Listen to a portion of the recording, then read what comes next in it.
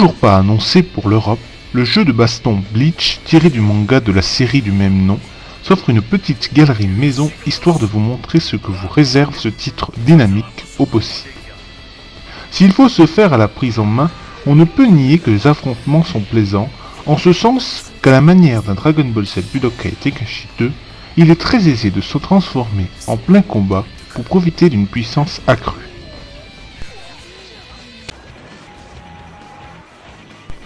Les jeux d'aviation arcade sont de plus en plus rares, et le moindre titre est donc forcément très visible. C'est le cas pour Hitseeker, produit de Codemaster qui doit sortir sur PlayStation 2, Wii et PlayStation Portable. Un site internet vient d'être mis en ligne, en même temps qu'une nouvelle série d'images pour la version portable. Les Chevaliers du Ciel sont servis.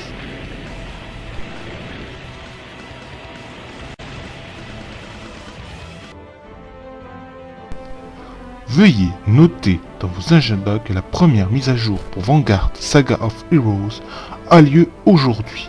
On y trouve des douzaines de nouveaux modèles d'armes, 6 nouvelles races de PNJ à combattre.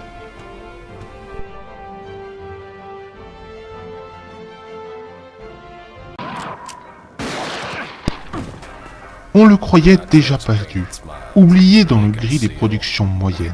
Mais Call of Juarez revient à la surface pour une sortie prochaine, le 30 juin sur Xbox 360. Cela signifie sans doute que la production suivante sur PC de Tischland, Warhound, devrait connaître le même sort.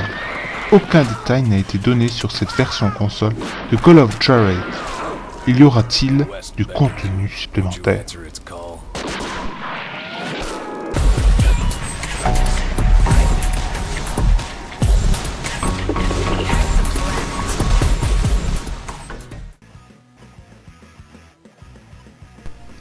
Les graphismes sont sans nul doute le point le moins décevant du jeu. Enfin, techniquement du moins. Malgré un peu d'aliasing et des textures de sol souvent limites.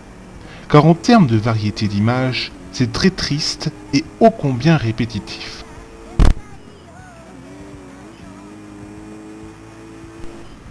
La jouabilité est molle, lente et surtout complètement massacré par une caméra très instable. Le titre est réellement avare en sensations fortes et ne propose rien de ce qui se rapproche d'un pilotage original.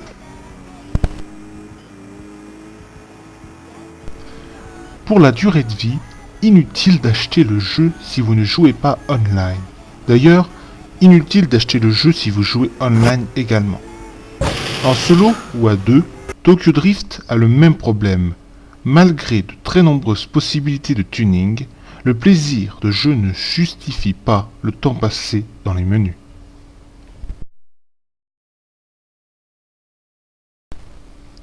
Les bandes son sont extrêmement nombreuses, mais ils ont tous un point en commun.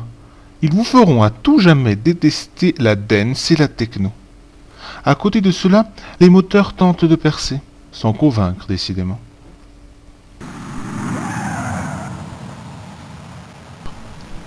En conclusion, ça ne sentait déjà pas le chef-d'œuvre. Mais c'est pire que ça.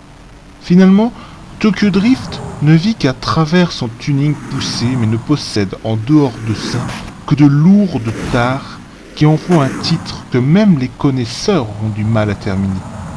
Il vous laissera un bien mauvais souvenir.